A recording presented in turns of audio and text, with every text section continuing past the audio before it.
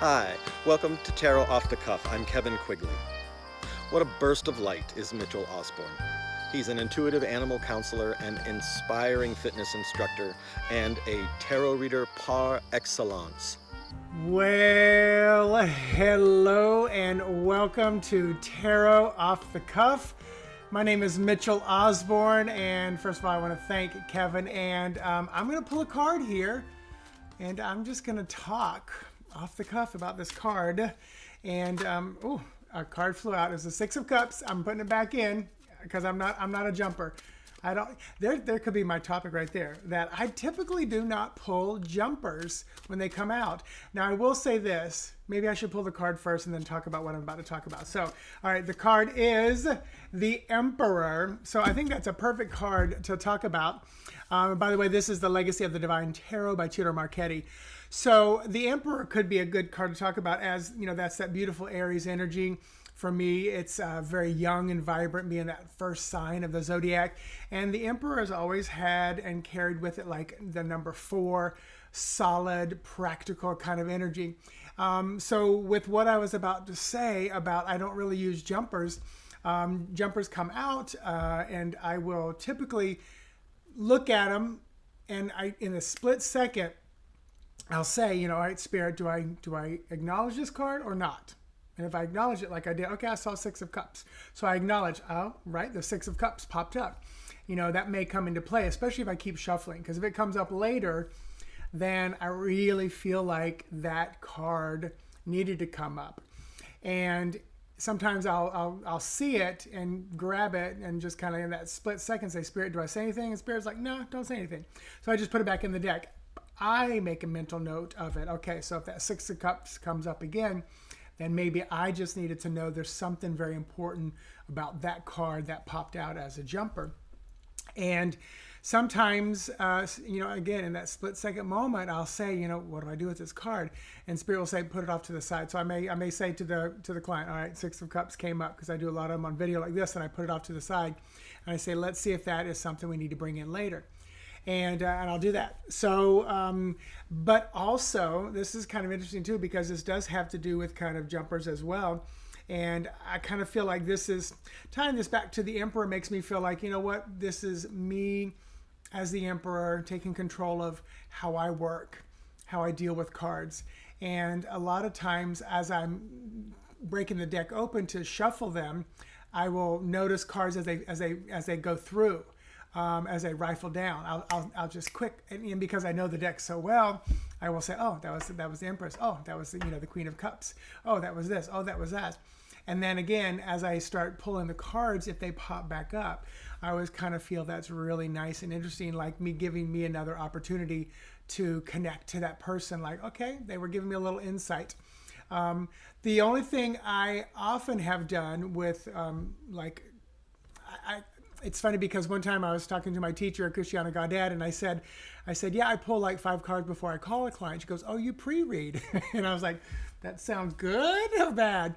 And she's an amazing teacher, so I just love how she said it. But I use that almost like what people might use jumpers for, and that is a sense of, I use that pre-read, like the middle card of 5 is like who that person is right now, who I'm going to call on the phone, you know, Skype, or they're going to come into my office or whatever. And then the 2 cards to the left will be like where they just came from, and the 2 cards where they're going.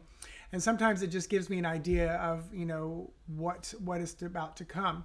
So it seems like the topic has now unfolded, and that is what cards arise before you even get to the reading.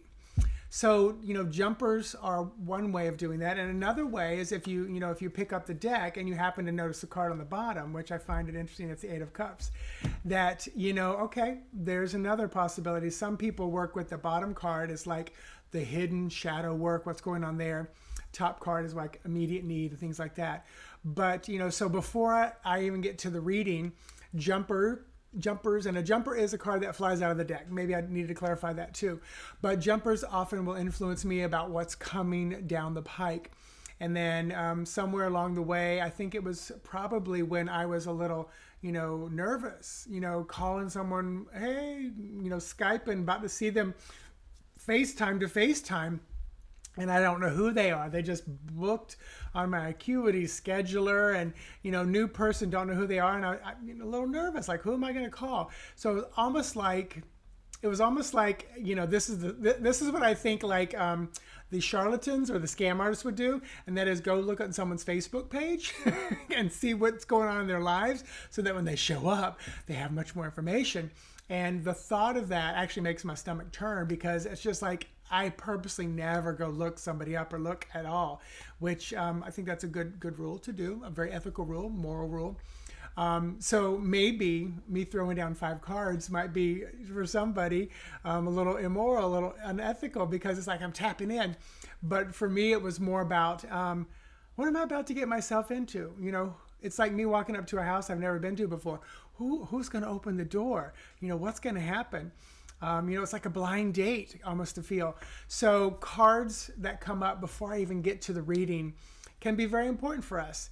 And I think, again, calling this back to that emperor kind of energy, it's like, all right, this is me, figuring out how I work best. And the emperor oftentimes for me is kind of a father figure. I feel like they're a warrior, but also I'll say parental figure. They're like a warrior, but a parental figure as well, because of that solid 4 energy, versus like a knight or, like a king. I feel like the king is more of that leader of the domain, where the emperor is like, they're a little more, approachable or more inspiration for those around them.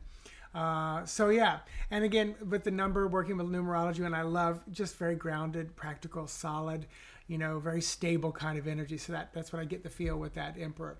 So yeah, so how cards that may be jumpers, that may be on the bottom of the deck, that may be as you split the deck, if you're someone that shuffles and you look, okay, there's the Queen of Coins and there's the 8 of Cups, that may be an influence. Or if you do what I kind of called like a pre-reading, just to see what kind of person is going to show up.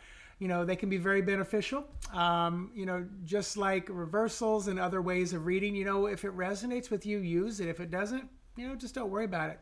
Or check in with your angels, your guides, spirit, check in with the card and say, should I do it this way? Should I not? What if I do it this way? How might that look? Pull a card or 2. What if I go this direction? Pull a card or 2. So yeah. So how can cards that pop up or come out or show themselves before reading influence you or help you or guide you? So there you go. So thanks for hanging with me on this Tarot Off the Cuff with the Emperor card today from Ciro Marchetti's Legacy of the Divine Tarot. Look for more Tarot Off the Cuff goodness coming to you on this channel, over on YouTube and Facebook and everywhere else where that we are sharing it. So thank you. Namaste. Bye-bye. Hi, thanks for watching. This is Kevin Quigley with Tarot Off the Cuff. If you can take a second, click the subscribe button down below. That'll let you know when a new video is posted and you might want to jump over and watch it. If you hit the thumbs up for the videos that you really like, that will help spread the word so new people will find Tarot Off the Cuff in their feed, and that helps the channel grow. That would be great.